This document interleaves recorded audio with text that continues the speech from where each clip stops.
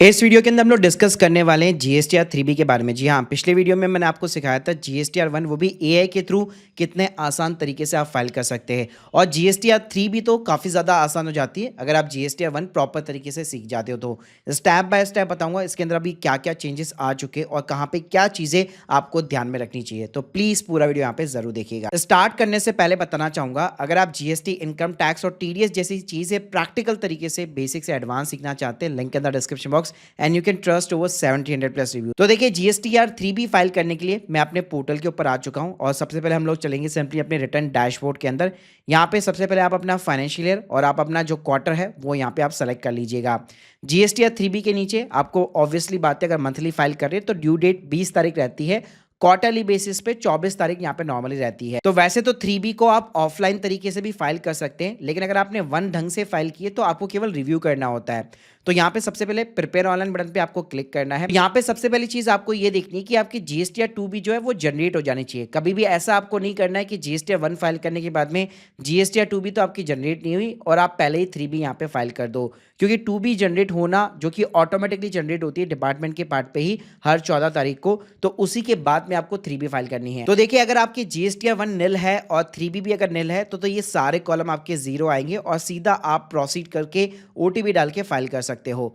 लेकिन अगर आपका डेटा है तो ऑटोमेटिकली जीएसटीआर 1 से यहाँ पे रिफ्लेक्ट होना चालू हो जाएगा। तो जैसे आप देख सकते हो 3.1 टेबल, तो यहाँ पे आपको एक डेटा देखने को मिल जाएगा। तो आपकी जो भी टोटल टैक्सेबल वैल्यू है उसके अगेंस्ट में जितना भी टैक्स बन रहा है वो आपको देखने को मिल जाएगा। और ये डेटा कहाँ से आ रहा है? ये डेटा आपका पूरा जीएसटीआर 1 से आ रहा है। तो आप चाहो तो यहाँ पे साइड बाय साइड अपना जीएसटीआर 1 जो आपने फिलअप किया हुआ है वो भी खोल के रख सकते हो, ताकि डेटा आप यहाँ पे वेरीफाई कर सकते हो। जो भी यहाँ पे डेटा आपने एज ए B2B कैटेगरी के अंदर यहाँ पे डाला होगा या B2C के अंदर डाला होगा, वो सारा डेटा जो है आपको 3.1 के अंदर देखने को मिल जाएगा। तो आपने जो जीएसटीआर 1 के अंदर 4A के अंदर जो डेटा चढ़ाया होता है, जो 7 नंबर की B2C कॉलम के अंदर डेटा चढ़ाया होता है, वो सारा डेटा यहाँ पे आपको देखने को मिलेगा। साथ में यहाँ पे जीएसटीआर 1 से B2C के अंदर आपने जो स्टेट वाइज एंट्री डाली होती है, इंटर स्टेट सप्लाईज होती है, वो भी यहाँ पे आपको ऑटोमेटिकली दिखेगी। और ध्यान रखिएगा, अब ये जीएसटीआर 3B के अंदर लॉक हो चुकी है, इसको आप चेंज नहीं कर सकते। तो 3.1 और 3.2 अल्टीमेटली सिर्फ आपको रिव्यू करना है कि यार मैंने जो जीएसटीआर 1 भरी थी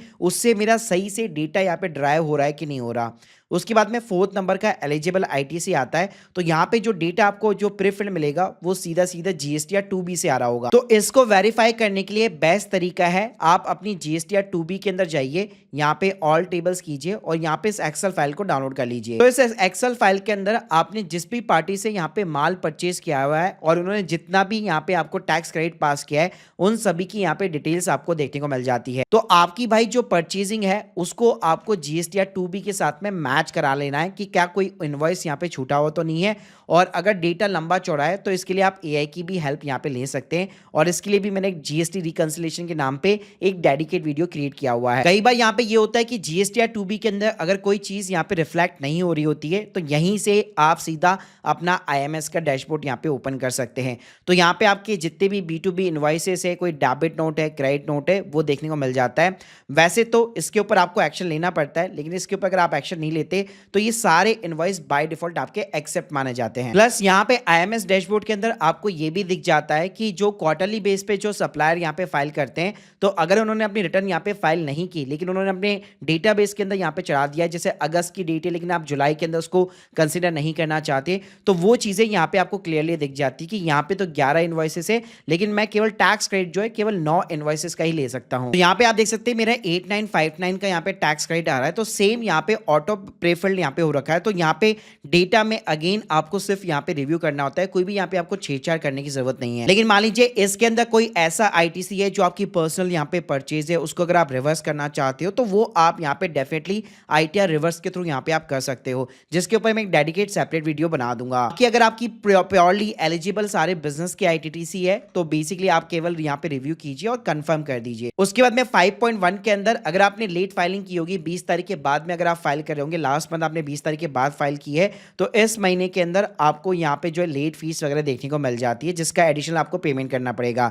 अगर ऐसा कुछ नहीं है तो सिंपली आप सेव जीएसटीआर 3B कर दीजिए। उसके बाद में आपको प्रोसीड टू पेमेंट बटन के ऊपर क्लिक करना है अब यहाँ पे देखिए जितना भी आपका आउटपुट टैक्स लायबिलिटी है, जैसे 40,000 रुपये का आ रहा था, लेकिन उसके अगेंस्ट में आपके पास में जितनी भी आईटीसी अवेलेबल है, यानी यहाँ पे जीएसटीआर 2B के थ्रू हम लोग हमारे पास में जो आईटीसी या एक्स्ट्रा मेरे वॉलेट के बैलेंस के अंदर जो आईटीसी यहाँ पे अवेलेबल है, वो ऑटोमेटिकली यहाँ पे एडजस्ट हो जाएगी। तो आपको मैनुअली कुछ करने की जरूरत नहीं है।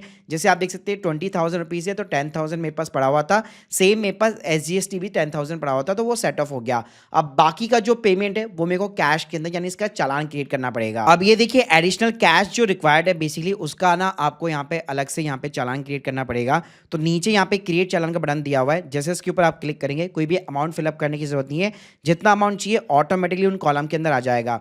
बस यहाँ से उसके बाद में आप नेट बैंकिंग UPI वगैरह के थ्रू या NEFT RTGS के थ्रू आप चालान क्रिएट कर सकते हो। तो जनरेट चालान के ऊपर क्लिक करेंगे, नीचे की साइड में net banking, credit card, Bhim UPI सबके ऑप्शन दिख जाएंगे। तो जैसे यहाँ पे चालान का पेमेंट हो जाता है, वापस आप यहाँ पे इसी स्क्रीन पे आ जाते हैं और आपका एक चालान वगैरह भी जो डाउनलोड हो जाता है। तो यहाँ पे आप देखेंगे आप बेसिकली, तो पहले यहाँ पे एडिशनल कैश रिक्वायर्ड में आ रहा था, अब यहाँ पे आप देख सकते हैं 0 आ रहा है और यूटिलाइज कैश बैलेंस आ रहा है। तो उसके बाद में आपको कुछ नहीं करना रहता है, बस यहाँ पे सिंपली मेक पेमेंट बटन पे क्लिक कीजिए, एग्री एंड कंटिन्यू कीजिए, यस बटन पे क्लिक कीजिए, तो ये आपकी लायबिलिटी को सेट ऑफ कर देगा। बस फिर प्रोसीड करना है और सिंपली आप अपना एक OTP डालकर ITR को यहाँ मतलब GSTR 3B को यहाँ पे आप सबमिट करा सकते हो। बाकी गाइस अगर आप डिटेल के अंदर जो है एडवांस लेवल के ऊपर इन चीज़ों को और डिटेल के अंदर सीखना चाहते हैं, तो आप हमारी मास्टर क्लास को ज्वाइन कर सकते हैं, या अगर आप सर्विस भी अवेल करना चाहते हैं, मैंने लिंक दे रखी है, and you can trust over 1700+ reviews. Thank you guys, thank you very much.